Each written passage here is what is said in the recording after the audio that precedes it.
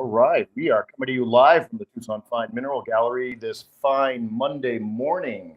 We have Neal Luppescu up on deck, ready to give his fantastic talk on Tsumeb oddities. So, as you can see, they are in the conference room, ready to go. So, just give us a couple minutes, and I think we're coming up on the 10 o'clock hour in 2 minutes. So, we might be a couple minutes behind, but we are here very quickly.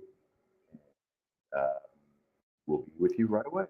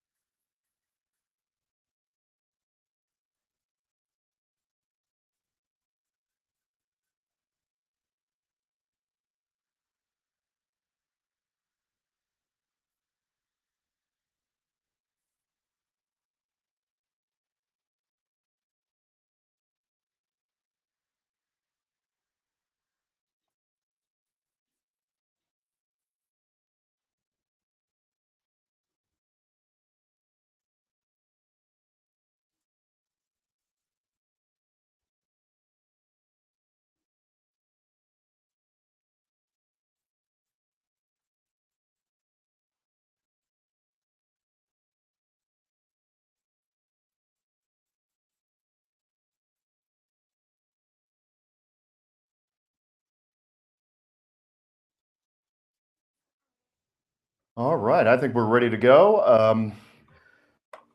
Tell me you had a late night watching the Super Bowl without having to tell me you had a late night watching the Super Bowl. Hey, that's us right here today. But let's patch into the conference room. Stu's standing by, and we are ready to go. Stu, we're ready to go, buddy. Thank you. You ready? Yeah.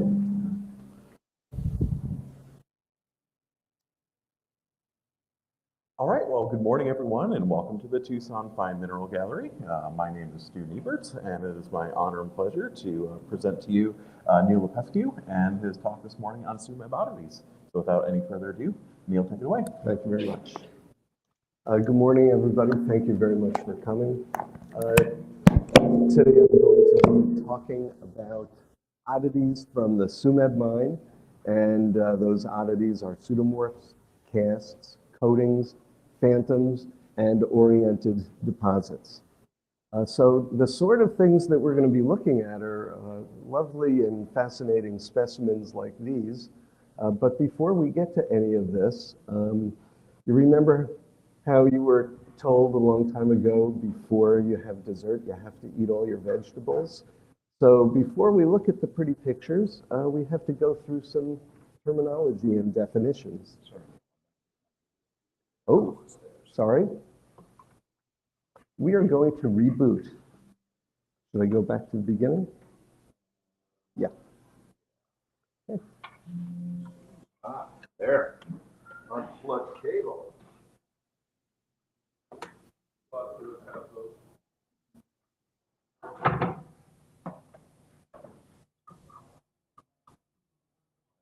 Back up, I'll speak to you over the intercom. Oh, okay.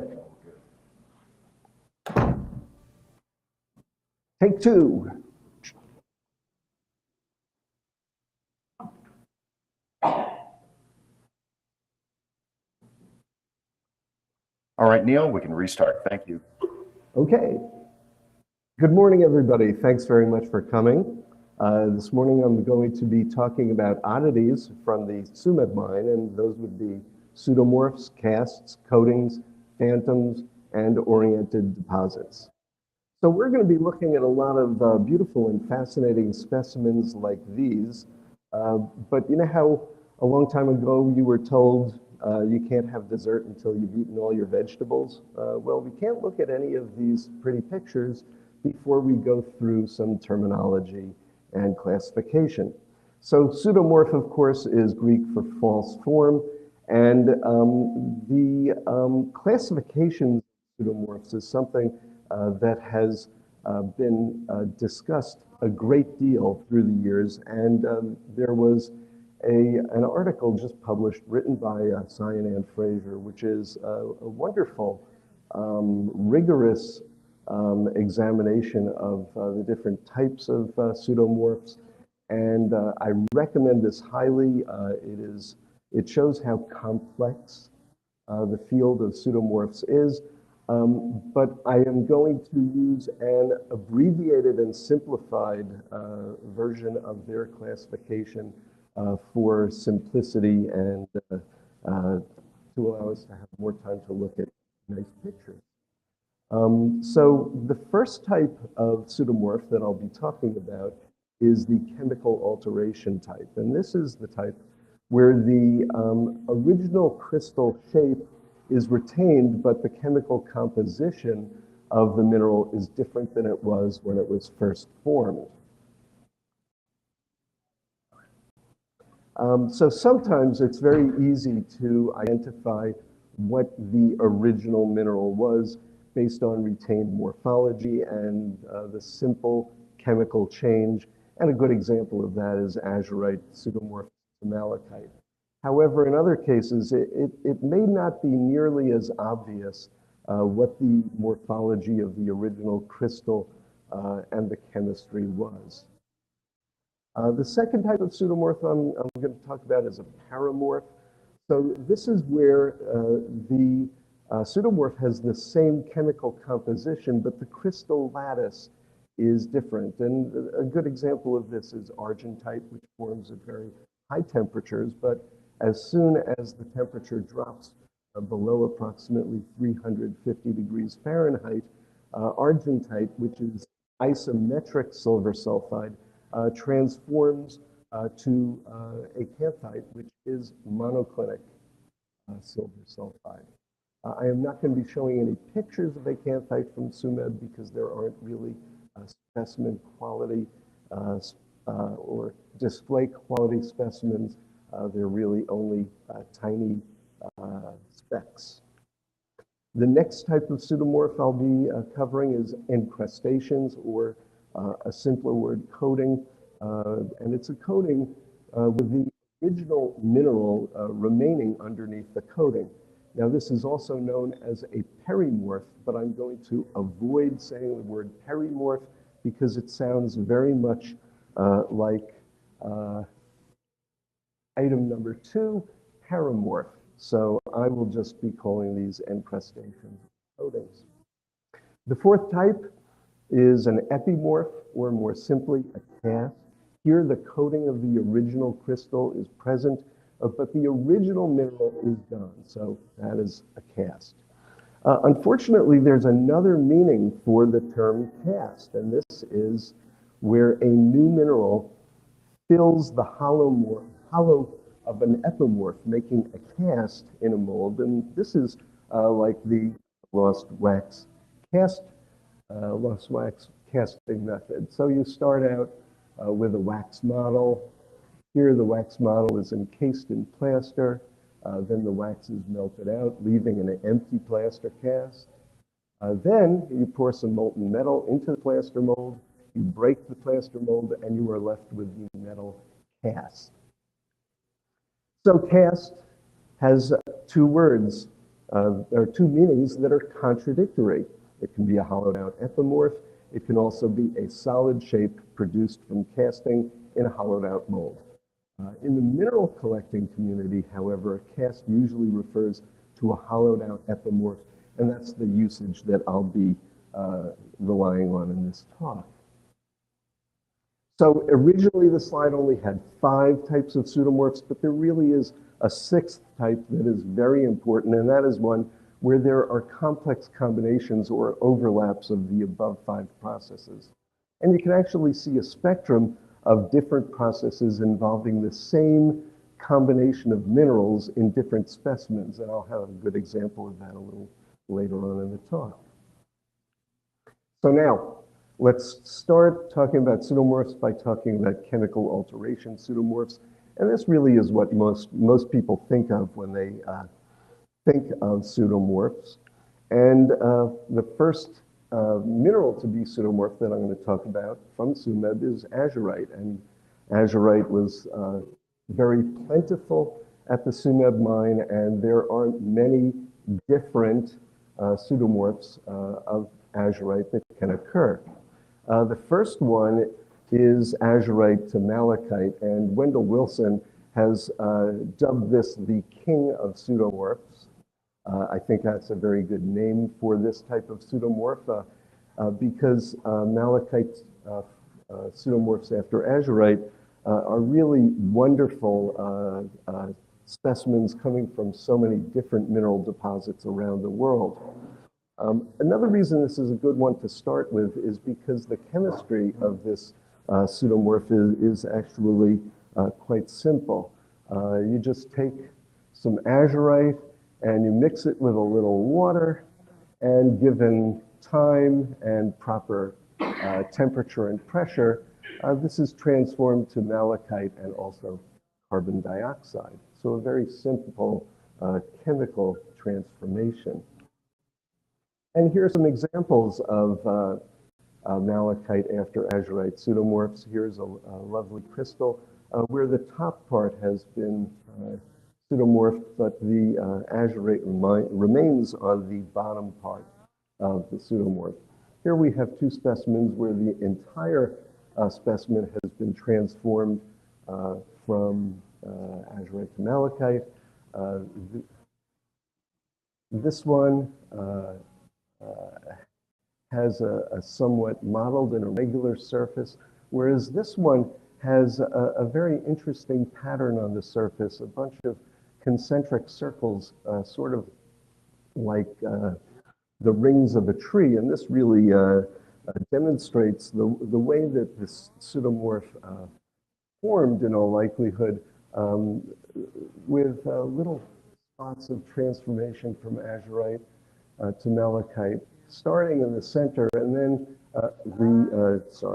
the transformation gradually radiating out until the entire piece was transformed to malachite. Now, azurite from Tsumeb has numerous different morphologies, and for this reason, you can see malachite after azurite pseudomorphs also in a very wide variety of wonderful morphologies. Here's another blocky blade-like crystal with some smithsonite on it. And here's a particularly interesting pseudomorph of azurite after malachite. And you can see this view-like configuration is actually a twin. Now, of course, it wasn't the malachite that twinned, it was the azurite that originally formed in a twin and was then pseudomorphed. Here's another fascinating specimen where you have a lustrous and blade-like crystal of azurite that has been partially encased by coarse bundles of malachite needles. So sometimes the malachite does not stay malachite. Sometimes it is transformed further into rosacite. And this also has a relatively simple chemistry where you take some malachite and you give it some zinc ions, and what you get is rosacite, and you get copper ions that are released. And these are very popular specimens, quite beautiful, variable in color from dark blue to a lighter blue. Here are some other examples, and in these examples you can see that often these double pseudomorphs are not completely transformed to rosacite. You can see a little malachite here at the base, and in this specimen you can see that there is a relatively thin layer of rosacite that has flaked off the malachite underneath. The bright green periphery of this specimen is arsine tsumebite. Here's another very interesting rosacite. In this one, it has a very marbled appearance, and it also has a sprinkling of a second generation of azurite crystals on the surface. In this one, it's fascinating because part of it has been transformed to rosacite, but the other part of the specimen remains malachite. And perhaps the reason for this is that the initial pseudomorph was just this portion, and after the malachite was transformed to rosacite, perhaps a second generation of azurite crystallized, and that was later pseudomorphed to malachite. Here's a pair of pseudomorphs where the malachite has been coated with a thin coating of druzy quartz, quite lovely, sparkly. So here's some other things that will end up after a azurite has been pseudomorphed. Here we have some examples of smithsonite after azurite, and I'll call attention to these little yellow prismatic crystals on the surface. These are mimetite, and the reason that I point these out is that these little mimetite crystals are also found on other pseudomorphs of azurite. These are willemite pseudomorphs, and again, you can see the little mimetite on the surface. These willemite pseudomorphs after azurite sometimes are solid, but other times they are hollow, as in this case. And when they are hollow and you see inside, you can see this bubbly botryoidal formation of willemite. Here's a lovely bright green pseudomorph of baeldenite after azurite. Here is brochantite after azurite. And here's an example where the azurite has been pseudomorphed to tenantite. So azurite can go in many different directions at Tsumeb. So now talking about what happens to tenantite. Here we have another pseudomorph, and in this case, the tenantite is thought to have formed from chalcocite. This determination is somewhat uncertain, but because of the twinning apparent in many parts of this specimen, it is thought that it started out as chalcocite. Here's another interesting tenantite specimen. In this case, we see hexagonal barrel-shaped crystals, and so this suggests that this mineral specimen started out as mimetite that was pseudomorphed to tenantite. Here, the morphology with the flat pinacoid and the sort of lenticular cross-section is suggestive of an argite after tenantite, or tenantite after an argite. Now we'll talk about cerussite pseudomorphs. Here's a very popular category of pseudomorphs where the cerussite has been pseudomorphed to mimetite, and we can see this in all different crystal forms of the cerussite, so there's a wide variety of shapes that can be seen with this pseudomorph. Here we have some wonderful examples of cerussite pseudomorphed to hydrocerussite. This one is a specimen of willemite after cerussite, and it may be a little bit challenging to recognize this as cerussite. My pointer is not working, sorry. But in this area here, you can see a hexagonal form, as well as some cyclical twins, which is consistent with cerussite. Here's a very interesting specimen. This is duftite and calcite after cerussite. Now anglesite pseudomorphs. Here is a hydrocerussite after anglesite.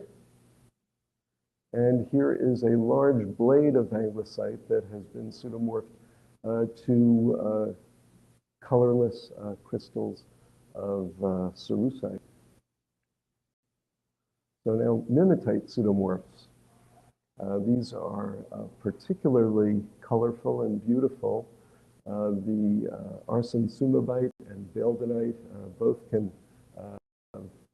replace mimetite. Often both species will be present in one specimen. And again, with so many different shapes of mimetite, one can see a wide variety of different shapes of these pseudomorphs. Here are two more examples of beldonite after mimetite. And the item on the right, you can see the typical prismatic crystals with flat pinacoidal terminations. Here you have a hexagonal prism, but there are pyramidal terminations. So now copper and cuprite. Here we have an example of malachite pseudomorph, malachite after cuprite, similar to the specimens that we know well from Ongania and from Chessie. Here's something a little different. What we see here is that cuprite has been pseudomorphed to native copper. The specimen on the left, you can see that there are octahedral faces in these two locations, and here we see dodecahedral faces, so the combination of the tetrahedral and dodecahedral crystal faces really indicates that this started out as a cuprite. The specimen on the right has these small rounded pseudomorphs of copper after cuprite, as well as native copper, primary native copper in arborescent crystal form. Here's a pseudomorph that's gone in the opposite direction. It started out as native copper in arborescent crystals, and it was pseudomorphed to lustrous cuprite. Here we have native copper that has been pseudomorphed to malachite on a matrix of mimetite crystals. And here we have native copper that has been pseudomorphed to matramite, surrounded by a matrix of calcite crystals. So I've shown this picture before, and this is just some chalcocite pseudomorphs. So we have chalcocite here, which is pseudomorphed to tennantite. And here is an illustration from Gebhard's book that shows a pseudomorph of ludlakite after chalcocite. Here is what was once a crystal of galena that has been replaced by chalcocite. The face here is somewhat concave, and the reason for that is that the size of the chalcocite crystal or crystal lattice is smaller than galena, so the overall specimen has shrunken somewhat. Now, tennantite pseudomorphs. Here is a lovely specimen of dolomite after tennantite. And tarnowitzite. There are many different species that can replace tarnowitzite. Here is calcite after tarnowitzite. Here is dolomite after tarnowitzite. Here is smithsonite after tarnowitzite from the small, well-known find from 1929. Here's a dolomite after calcite, a lovely specimen, well-known. Now we're going to talk about casts or epimorphs. This is a cast that many of us have possessed at one time or another, gypsum after Homo sapiens. And as is often the case in the mineral world, there are some specimens that are more aesthetic than others. So dolomite casts, this is a category in itself. There's a wide variety of different dolomite casts that can be seen. Here on the left side, one can see what is the front of the specimen with rounded surface of dolomite crystals, orange to yellow in color. On the right side, we can see the sharp recesses where the calcite crystals used to be, and those recesses have been partially filled with small ductite and calcite crystals. Here we have a snow white dolomite cast. We can see the very sharp imprints of the rhombohedral crystal formed. On the front side of the cast, there is a sprinkling of malachite needles. And these casts come in many different colors. The one on the left is colored by cobalt. The one in the middle where one sees the sharp rhombohedral outline is presumably colored by copper. And the one on the right is colored by iron oxides. Here we have a dolomite cast after tarnowitzite. You see the very characteristic shape of the tarnowitzite crystals. And looking underneath, you can see that that the specimen is hollow. Here's an interesting dolomite cast, this time after cerussite. Here is a siderite cast after calcite. And here we see the sharp rhombohedral form of the calcite crystals, but this has been replaced by smithsonite. On the left, we see another smithsonite cast after calcite. The piece on the right, it's a bit harder to figure out what exactly was present before these hollow spherical forms of smithsonite formed, but perhaps they were spherical aggregates of calcite crystals. Here is another unusual species, calcioductite, that has formed on top of a plate of rhombohedral calcite crystals. And here is a cast of malachite. Again, after calcite, you can see the outline of the rhombohedral crystals quite clearly in this lovely specimen. Here is a mimetite cast after cerussite, similar to the solid replacement pseudomorph that I showed earlier. You can see the typical cyclical twinning of cerussite on the top side of the specimen, but underneath it is hollow, filled with small needle-like crystals. This is a cast of heddyphane after mimetite. You can see all these little tubular structures. They are hollow in the center. And so that's where the mimetite was before it was encrusted with the heddyphane, and then the mimetite dissolved away. Here is duftite after wolfenite, and you can see in the close-up picture that where you have broken crystals, they're empty. There is no residual wolfenite inside. Here is another example of matramite cast after wolfenite. And again, in the few areas where there are broken crystals, you can see that it's empty. So no wolfenite remains. So now let's talk about coatings or encrustations. Here we have a sample of druzy quartz with the wolfenite still present within the druzy quartz.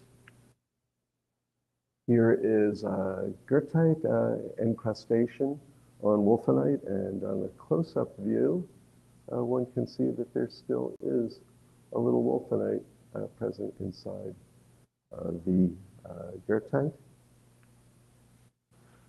Another lovely specimen of dolomite after wolfenite, and here's still another lovely specimen of dolomite after wolfenite, and again one can see the wolfenite is still present inside of the dolomite coating. Here's a thick incrustation of matramite on calcite. You can see that the overall specimen has the appearance of rhombohedral crystals in a subparallel arrangement. And on the left side, one can see the point of one rhombohedron of calcite peeking out from the back of the specimen. Here we have duftite encrustation on calcite. And here we have aragonite on calcite. These specimens are thought to be formed post-mining. In other words, water from the surface flowed down through the mine and along the way picked up calcium and carbonate and some copper ions as well. And this was all deposited on top of the calcite rhombs with the aragonite taking a blue color from the copper ions that are present. Here's a lovely encrustation. We have a malachite after azurite pseudomorph, and this in turn has been coated with a thick layer of green smithsonite. Here smithsonite is coating crystals of tennantite. And here's another example of smithsonite coating tennantite. One other very notable thing about this wonderful specimen is that it is a twin crystal of tennantite. You can see the twinning right there. And this next specimen also is a twin crystal of tennantite. However, this one has been coated by malachite. In this case, the tennantite has been coated with mimetite crystals. In person, these specimens are extraordinarily sparkly and lovely. And here, the tennantite has been encased in wolfenite. This specimen has multiple species on the tennantite crystal. The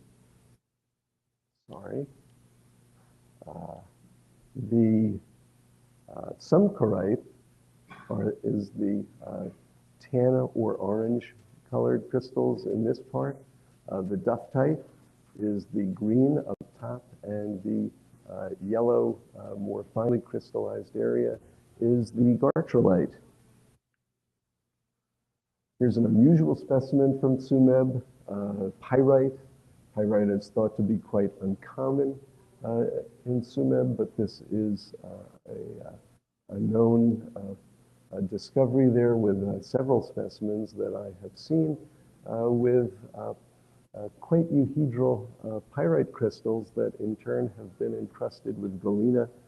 On the back of this specimen, there are places where the galena has chipped away, revealing the brassy pyrite underneath. Here are two specimens of calcite that have been coated with druzy quartz. The one on the left has been colored by malachite inclusions.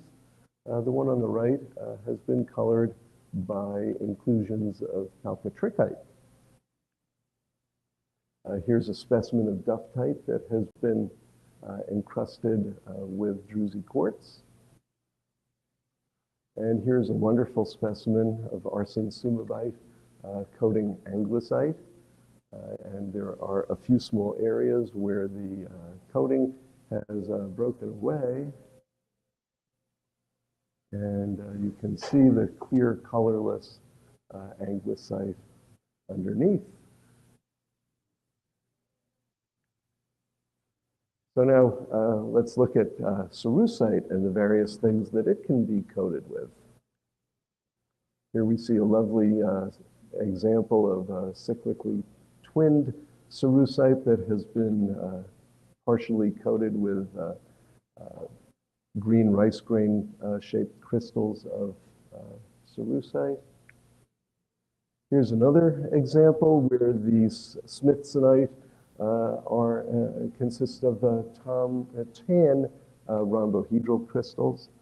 Another interesting thing about this piece is that there is some native copper on the back side. And pink smithsonite even gets into the act coating cerussite in some cases. Here is cerussite that has been coated with arsine tsumebite. And here is a cluster of of cerussite crystals that have been encrusted with a thick coating of needles of malachite. Here the cerussite has been coated with dolomite. And here goethite is coating a crystal of cerussite. Here is a very striking specimen that I saw at the Colorado School of Mines Museum, where there is cerussite, and the whole specimen has been coated with the rare species odovite, cadmium carbonate. Quite a wonderful example. Speaking of wonderful examples, here is a very striking cerussite cluster that has been coated with dioptase. And here is mimetite that is coating cerussite. And if you've heard me mention mimetite and cerussite before, I have. And this is really a very interesting set of pictures where one can see that mimetite can be connected with cerussite in several different ways. It can be an encrustation, it can be an epimorph or cast, and it can be a solid complete replacement. Based on this, I would say that mimetite and cerussite have a very intense and complicated relationship. So next we're going to be talking about phantoms, and don't worry, these are not the scary type of phantoms, these are nice phantoms. Here are two examples of phantoms. The crystal on the left is here, but at various points. The crystal had deposition of gray matter, and as a result of this, we see many different terminations that formed in the process of the crystallization of this prism of cerussite. The example on the right, there was malachite deposited on the cerussite, and then the cerussite resumed growing with a clear colorless cerussite on top of the malachite. Here we have a very interesting example of a phantom from Tsumeb. We have hematite and duftite as phantoms in calcite. And you can see that there are these triangular shapes. The green part is duftite and the reddish-brown part is hematite. And the question is, how did it form like this? And to answer this question, it's worthwhile to look at some basic crystals of calcite. And of course, this is the rhombohedral form, and this is the scalenihedral form. And even though these are very different crystal shapes, They have the same underlying crystal lattice. It's just that certain crystal faces formed faster than others. And in fact, one can superimpose the rhombohedron on the scalenahedron in a way that aligns the crystal lattice. This is important because this phenomenon is actually going on in the specimen that I just showed you. As we can see in the diagram here, we first had a scalenahedron of calcite form, and then the duftite was deposited on the termination, and the hematite was deposited on the other side of the termination. And then after those deposits were made, the calcite resumed growing, but not in a scalenahedral habit, but rather a rhombohedral habit. And you can see here that the rhombohedra are positioned at the apices of several scalenahedral crystals.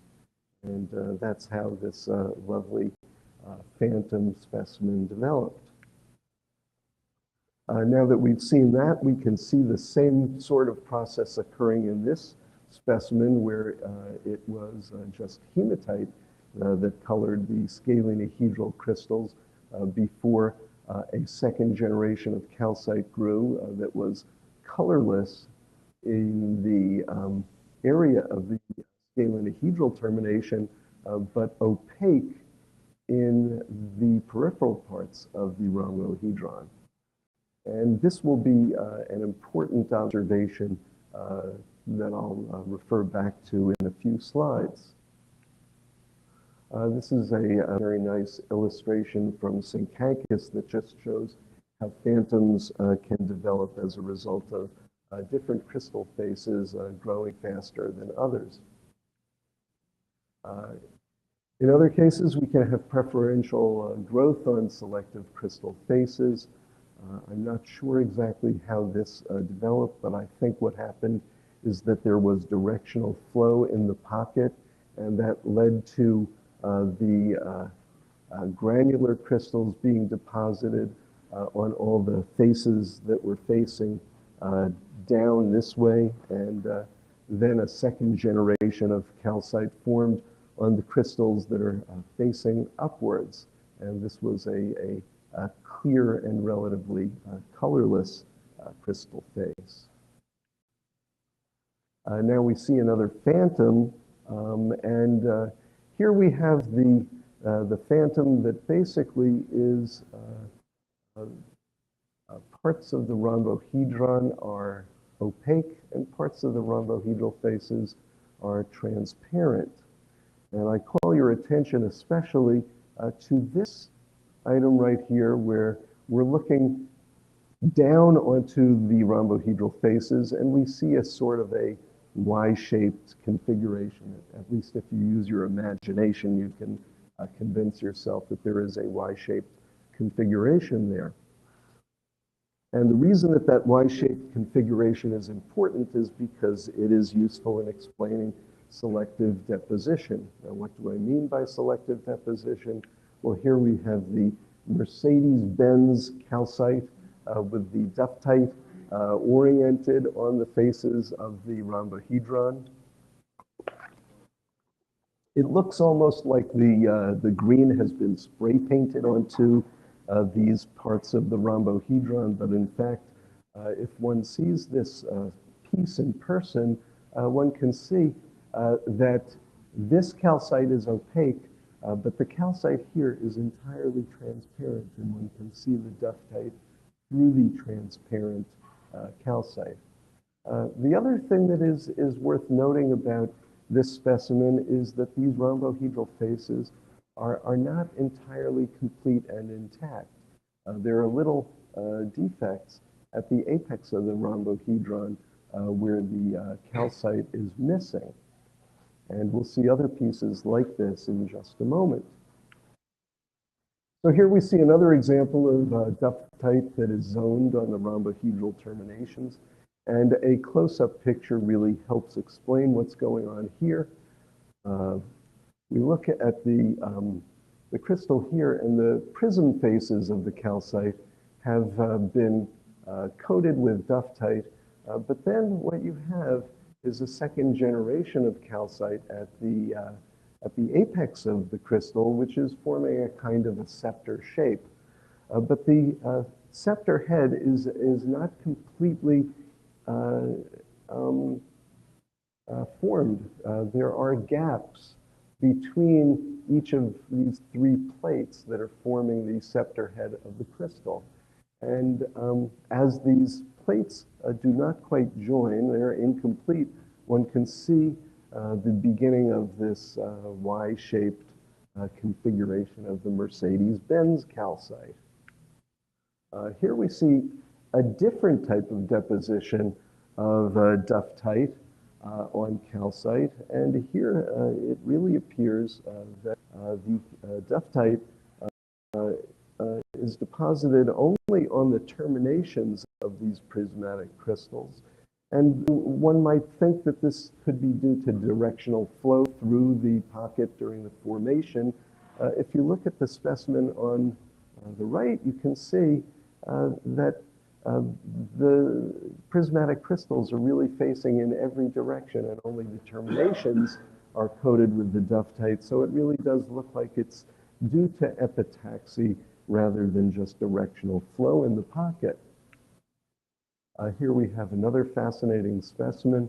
And in this case, what we see is that the duftite has been deposited on the termination of the prism, and then we have a second generation of growth, but it is not covering the entire termination. There's a very sharp edge here where the duftite is still visible. And as this second generation of calcite has formed, it also forms this Y-shaped Mercedes-Benz pattern.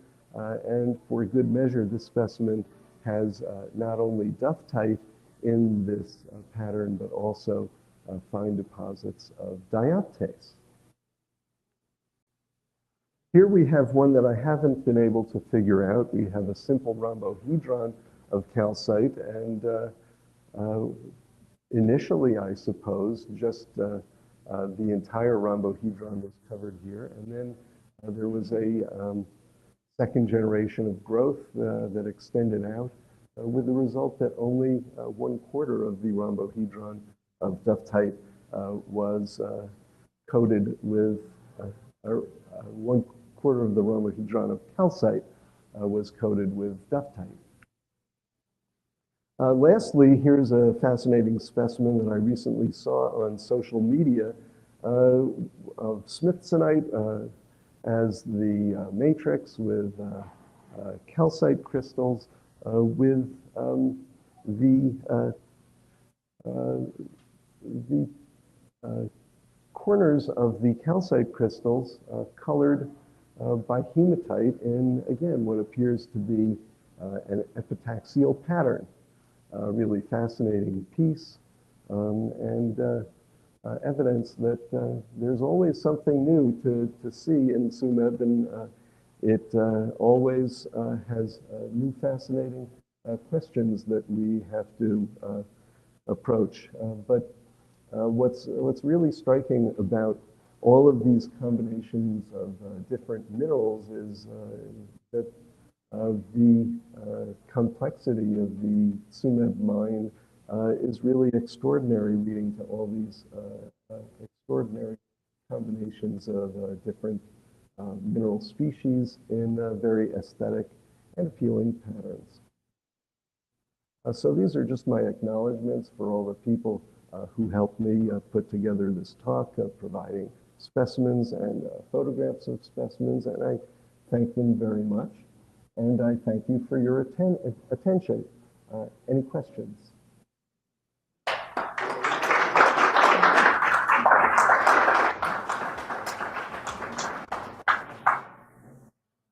Questions? Comments? Yes? That was enjoyable, and I learned a lot. Yeah, thank you. Thank you. Yeah, I've got a bunch, actually. So, and I guess I really can't quite figure out incrustations versus casts.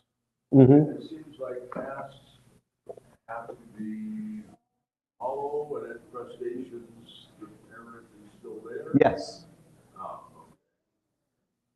okay. Then it's what's controlling. Can you figure out, can you predict in advance which kinds of incrustations are not possible versus possible? That is a great question, but as an enthusiastic amateur rather than a mineral scientist, I do not have enough chemical sophistication to answer that question. Still open there.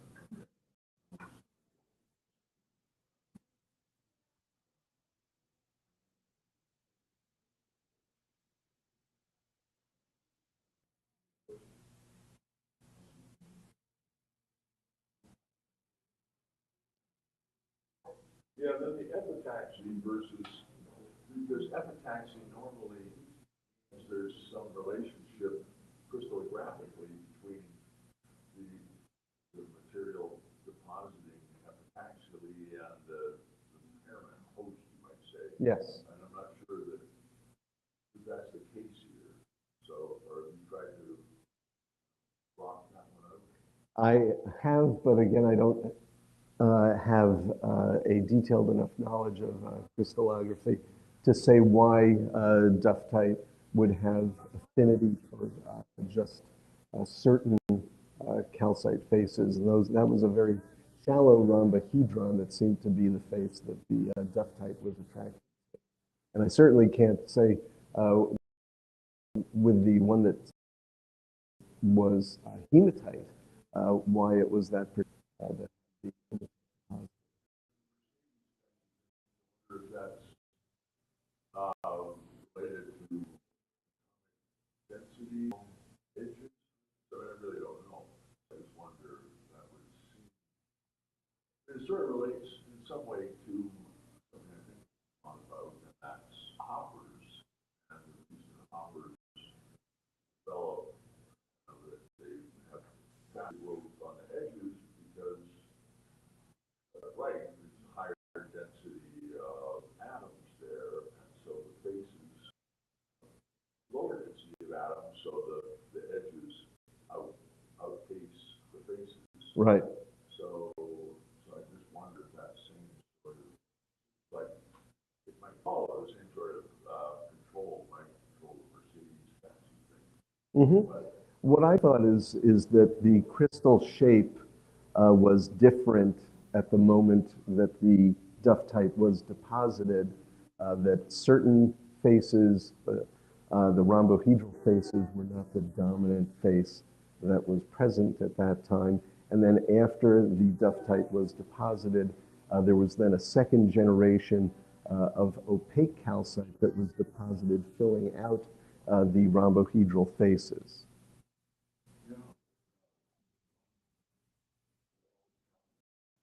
Yep. Yes. Plasma deposition, I have difficulty imagining that directed flow because of the very sharp boundary. Can answer that because that flow is still over here. Is there any thoughts on why it's such a sharp? Well, there may be, not just ions that are flowing in one direction, but actual particulate matter that just kind of gloms onto those faces and adheres. Any thoughts there may be gas involved? I don't know. Other questions? Okay, great. Thanks a lot.